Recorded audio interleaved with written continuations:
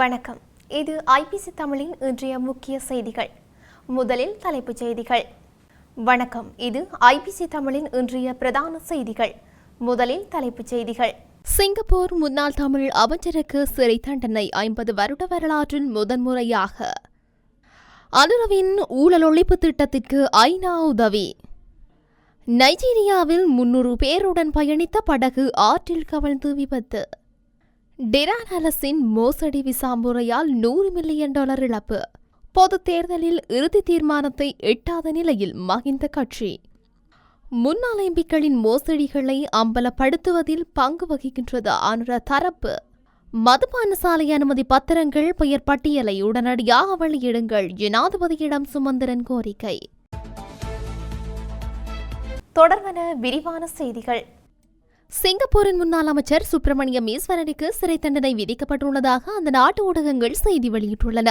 62 வயதான ஈஸ்வரன் சுமார் 4 லட்சம் சிங்கப்பூர் டாலர்கள் பெறுமதியான பரிசு பொருட்களை பெற்றுக் கொண்டதாகவும் நீதிமன்ற நடவடிக்கைகளுக்கு இடையூறு விளைவித்ததாகவும் இவர் மீது குற்றம் சுமத்தப்பட்டிருந்தது. இவர் பெர்முலா வென் மோட்டார் போட்டிக்கான நுழைவுச் சீட்டுகளை, சைக்கிள்கள், மதுபானம் மற்றும் தனியார் ஜெட் பணம் போன்றவற்றை பரிசாக பெற்றுக் கொண்டார் என கூறப்படுகின்றது. இந்த குற்றச்சாட்டுகளுக்காக முன்னாள் அமைச்சர் ஈஸ்வரனுக்கு 1 வருட சிறை தண்டனை விதிக்கப்பட்டுள்ளது. இவர் அதிகாரத்தை துஷ்பிரயோகம் செய்தார் எனவும் நீதிமன்றத்தில் நிரூபித்துள்ளனர். எதிர்வரும் 7ஆம் தேதி முதல் முன்னாள் அமைச்சர் சுப்பிரமணியம் ஈஸ்வரன் சிறை தண்டனை அனுபவிப்பார் என தெரிவிக்கப்படுகின்றது. சிங்கப்பூரில் அரசியல்வாதிகளுக்கு கூடுதல் கொடுப்பனவு வழங்கப்படுகின்றது. உலகில் அரசியல்வாதிகளுக்கு அதிக அளவு கொடுப்பனவு வழங்கப்படும் நாடுகளில் ஒன்றாக சிங்கப்பூர் திகழ்கின்றது. இவ்வாறான ஒரு பின்னணியில் பதவியில் இருக்கும் போது பரிசு பொருட்களை பெற்றுக்கொள்வது தடை செய்யப்பட்டுள்ளது. அவ்வாறு பரிசு பொருட்களை பெற்றுக்கொள்வது பொதுமக்களுக்கு சேவையாற்றுவதில் இடையூறுகளை ஏற்படுத்தும் எனவும் பக்கசார்பு நிலைகளை உருவாக்கும் எனவும் கூறப்படுகின்றது. எனவே அரசியல்வாதிகள் இவ்வாறு பரிசு பொருட்களை பெற்றுக்கொள்வது கையூட்டலாகவே கருதப்பட வேண்டும் என சுட்டிக்காட்டப்பட்டுள்ளது. சிங்கப்பூர் அரசியல் வரலாற்றில் 50 ஆண்டுகளில் முதல் தடவையாக தண்டனை விதிக்கப்படும் அரசியல்வாதி இவர் என்பதும் குறிப்பிடத்தக்கது. ஜனாதிபதியின் தேர்தல் விஞ்ஞாபனத்தில் குறிப்பிடப்பட்டிருக்கும் ஊழல் ஒழிப்பு திட்டங்களான முயற்சிகளுக்கு ஐநா தொழில்நுட்ப மற்றும் நிதியுதவிகளை வழங்கும் என ஐக்கிய நாடுகள் அமைப்பின் பதிவிட இணைப்பாளர் உறுதியளித்துள்ளார். இதன்போது ஐநா பொதுச் செயலாளர் ஆண்டோனியோ குட்ரேஸின் வாழ்த்துச் செய்தியை ஐக்கிய நாடுகள் அமைப்பின் பதிவிட இணைப்பாளர் அனுரகுமார திசாநாயக்கவிடம் வழங்கி வைத்தார். அத்துடன் கடந்த ஜனாதிபதி தேர்தலில் அனுரகுமார திசாநாயக்கவின் பண்பான தன்மைக்கும் வாழ்த்து தெரிவித்த இணைப்பாளர் ஜனாதிபதியின் தேர்தல் விஞ்ஞாபனத்தையும் வரவேற்றார். ஜனாதிபதியின் தேர்தல் விஞ்ஞாபனத்தில் குறிப்பிடப்பட்டிருக்கும் ஊழல் ஒழிப்பு திட்டத்துக்கு பாராட்டு தெரிவித்த மார்க் ஆண்ட்ரூ அந்த முயற்சிகளுக்கு ஐநா தொழில்நுட்ப மற்றும் நிதி உதவிகளை வழங்கும் எனவும் உறுதியளித்தார். அதேபோல சமூகத்தில் தேசிய சமாதானத்துக்கான புதிய அரசாங்கத்தில் பூர்வாங்க முயற்சிகளுக்கு பாராட்டு தெரிவித்ததுடன் ஒவ்வொரு தரப்பினருக்கு மத்தியிலும் நம்பிக்கை கட்டியெழுப்பப்படுவதற்கான ஜனாதிபதியின் அர்ப்பணிப்புகளுக்கும் பாராட்டு தெரிவித்தார். அத்துடன் நாட்டுக்கு நிலையான சமாதானத்தை உருவாக்குவதற்கும் ஐக்கிய நாடுகள் அமைப்பு முழுமையாக ஒத்துழைப்பு வழங்கும் என அவர் உறுதியளித்தமை குறிப்பிடத்தக்கது. ஆப்பிரிக்க நாடான நைஜீரியாவில் 300 பேருடன் பயணித்த படகு விபத்துக்குள்ளானதில் 60 பேர் வரை உயிரிழந்துள்ளதாக அந்த நாட்டு ஊடகங்கள் செய்தி வெளியிட்டுள்ளன. குறித்த விபத்து சம்பவம் நேற்றிரவு இடம்பெற்றுள்ளது. நைஜீரியாவின் வடக்கு பகுதியில் அமைந்துள்ள நைஜர் மாகாணத்தில் ஆண்டுதோறும் மவுலத் திருவிழா கொண்டாடப்பட்டு வருகின்றது. அதன்படி இந்த ஆண்டிற்கான மவுலத் திருவிழாவை கொண்டாடிவிட்டு முண்டிலிருந்து கஜிபாவிற்கு திரும்பிக் கொண்டிருந்த வேளை 300 பேருடனான பயணித்த மரகப்படகு நேற்றிரவு திடீரென கவிழ்ந்து விபத்துக்குள்ளாகியது. இந்த நிலையில் இந்த விபத்து தொடர்பில் அந்த நாட்டு தலைவர் ஜிப்ரில் அப்துல் ஹே நைஜர் மாகாணத்தில் நடந்த திருவிழாவில் கலந்து கொண்டு மீண்டும் வீடு திரும்பிய பெண்கள் மற்றும் குழந்தைகள் உள்ளிட்ட 300 பயணிகளை ஏற்றி சென்ற மரப்பலகு நேற்று இரவு கவிழ்ந்து ஆற்றில் மூழ்கியதில் 60 பேர் உயிரிழந்துள்ளதுடன் அவர்களில் 160 பேர் மீட்கப்பட்டுள்ளனர். அத்துடன் மீட்பு பணிகள் இன்று தொடர்கின்றது என அவர் கூறியுள்ளார்.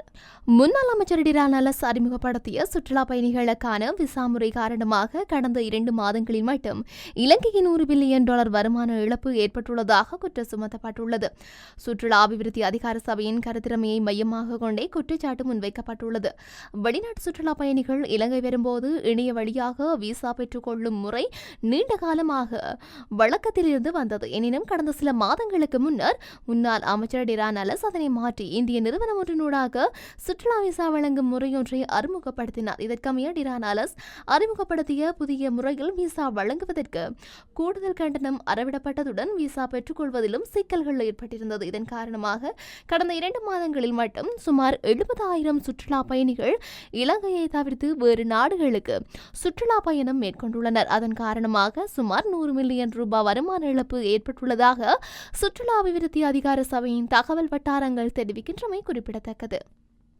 எதிர்வரும் பொதுத் தேர்தலில் தமது கட்சியின் வேட்பாளர்கள் போட்டியிடும் மாவட்டங்கள் தொடர்பில் இறுதி தீர்மானம் இதுவரை தீர்மானிக்கப்படவில்லை என ஸ்ரீலங்கா பொதுஜன பெரமுன தெரிவித்துள்ளது. அதற்கமைய எதிர்வரும் பொதுத் தேர்தலில் அக்கட்சியின் தேசிய அமைப்பாளர் நாமல் ராஜபக்ச குருநாகல் மாவட்டத்தில் போட்டியிட உள்ளதாக வெளியான செய்திகள் பொய்யானவை எனவும் அவர் தெரிவித்துள்ளார். கடந்த பொதுத் தேர்தலில் அதிகூடிய வாக்குகளை பெற்று நாடாளுமன்றத்திற்கு தெரிவான ஹம்பாந்தோட்டை மாவட்ட மக்களுடன் இணைந்து தொடர்ந்தும் அரசியலில் ஈடுபட உள்ளதாக அவர் குறிப்பிட்டார். இவ்வாறானதொரு பின்னணியில் தான் குருநாகலில் போட்டியிட உள்ளதாக விளம்பரப்படுத்துவது வெறுமனே அரசியல் ஆதாயம் தேடும் மக்களை தவறாக வழிநடத்துவதாகும் என நாமல் ராஜபக்ச மேலும் தெரிவித்துள்ளார். முன்னாள் எம்பிக்கள் மோசடிகளை அம்பலப்படுத்துவதில் ஜனாதிபதி அனுரகுமார திசாநாயக்க தரப்பு பின்வாங்குவதாக இலங்கை அரசியல் தற்போது சலசலப்புகள் மேலோங்கியுள்ளன. ஜனாதிபதி தேர்தல் காலப்பகுதியில் தேர்தல் பரப்புரை மேடைகளிலும் ஊடகங்கள் முன்பாகவும் அவர்கள் வழங்கிய வாக்குறுதிகளின் நடைமுறையானது மந்த நிலை கொண்டுள்ளதான விமர்சனங்கள் எதிர்த்தரப்பிலிருந்து சமூக செயற்பாட்டாளர்கள் மத்தியிலும் அண்மை காலங்களில் வெளிவர ஆரம்பித்துள்ளன. இதற்கு ஏற்றாற்போல் நேற்று முன்தினம் இடம்பெற்ற பொதுஜன பெரமுனவின் அரசியல் கூட்டம் ஒன்றில் ஜனாதிபதி தேர்தல் வேட்பாளர் நாமல் ராஜபக்ச குற்றங்களை அம்பலப்படுத்துமாறு அனுர தரப்புக்கு சவால் ஒன்றையும் விடுத்திருந்தார். இவ்வாறான விடயங்களை அடிப்படையாக கொண்டே அரசியல் ஆய்வாளர்களால் மேற்படி விமர்சனங்கள் முன்வைக்கப்படுகின்றன. இவ்வாறான குற்றச்சாட்டுகளை எதிர்த்தரப்பினரும் சமூக ஆர்வலர்களும் வெளிப்படுத்தும் இந்த சந்தர்ப்பத்தில் தேசிய மக்கள் சக்தியின் செயற்குழு உறுப்பினர் லால்கந்த முன்வைத்த சில கருத்துக்கள் மேலும் அரசியல் அரங்கங்களில் கேள்விகளை வலியுறுத்தியுள்ளது. முன்னாள் எம்பிக்கள் உள்ளிட்ட குழுவினர் ஊழல் மோசடிகளை வெளிப்படுத்துமாறு பல்வேறு தரப்புகள் கோரி வருவதால் உரிய நேரம் கிடைக்கும் வரை பொறுமை காக்க வேண்டும். முன்னாள் எம்பிக்கள் மற்றும் அவர்களின் ஊழல் மோசடிகள் வெளிக்கொணர கோரும் குழுவுக்கு எதிராக சட்டத்தை நடைமுறைப்படுத்துவதில் இருந்த தடைகள் நீக்கப்பட்டு தற்போது அரசு இயந்திரம் சுதந்திரமாக இயங்கி வருகின்றது. உள்ளூராட்சி சபை, மாகாண சபை, நாடாளுமன்றம் இல்லாத இந்த நாட்டில் 3 மக்கள் பிரதிநிதிகள் செயல்படுவதாகவும் ஊழல் மோசடி விசாரணை தொடர்பான தேசிய மக்கள் சக்தி அரசாங்கத்தின் அடிப்படை வேலை திட்டத்தை ஏற்கனவே முன்னெடுத்துள்ளது. முன்னாள் அமைச்சர்களின் கொழும்பு பங்களாக்களில் பல அரசு நிறுவனங்களின் உடைமைகள் நிரம்பியுள்ளதாக பொது நிர்வாகம், உள்நாட்டு அலுவல்கள், நீதித்துறை, மாகாண சபை, உள்ளூராட்சி மற்றும் தொழிலாளர் அமைச்சின் தகவல்கள் தெரிவிக்கின்றன. சம்பந்தப்பட்ட நிறுவனங்களுக்கு பொருட்களை வழங்க முடியும் வரை இந்த பங்களாக்களை அரசு ஏற்றுக்கொள்வது தாமதமாகி வருவதாகவும் வட்டாரங்கள் தெரிவித்துள்ளன. இதன் காரணமாக குறித்த பொருட்களை உடனடியாக ஏற்றுக்கொள்ளுமாறு அமைச்சர் சம்பந்தப்பட்ட அரசு நிறுவனங்களுக்கு எழுத்து மூலம் நேற்று அறிவித்துள்ளது. அமைச்சர்கள் பலர் பல அரசாங்க நிறுவனங்களை வைத்திருப்பதால் அந்த ஒவ்வொரு நிறுவனங்களிலுமிருந்து நாற்காலிகள், மேஜைகள், தொலைக்காட்சிகள் போன்ற தளபாடங்களை அவர்கள் தங்கள் பங்களாக்களுக்கு கொண்டு வந்துள்ளதாக கூறப்படுகின்றது. முன்னாள் அமைச்சர்களுக்கு வழங்கப்பட்ட அரசு பங்களாக்களில் நேற்று வரை 10 பங்களாக்கள் மட்டுமே கையளிக்கப்பட்டுள்ளதாக தெரிவிக்கப்படுகின்றது. மதுபான சாலை உத்தரவு பத்திரங்களை பெற்றுக்கொண்ட அரசியல்வாதிகள் தொடர்பான தகவல்களை உடனடியாக வெளியிடுமாறு ஜனாதிபதி அனுரகுமார திசாநாயக்கவிடம் தமிழரசு கட்சியின் ஊடக பேச்சாளர் எம்.ஏ. சுமந்திரன் கோரிக்கை விடுத்துள்ளார். ஜனாதிபதிக்கும் எம்.ஏ. சுமந்திரனுக்கும் இடையில் நேற்றைய தினம் வியாழக்கிழமை ஜனாதிபதி செயலகத்தில் விசேட சந்திப்பொன்று இடம்பெற்றது. ஜனாதிபதி தேர்தலுக்கு பின்னதாக அரசியல் சூழ்நிலைகள், எதிர்வரும் நாடாளுமன்ற தேர்தல் என்பன தொடர்பாக நீண்ட கலந்துரையாடல் இடம்பெற்றது சுமந்திரன் கூறியுள்ளார்.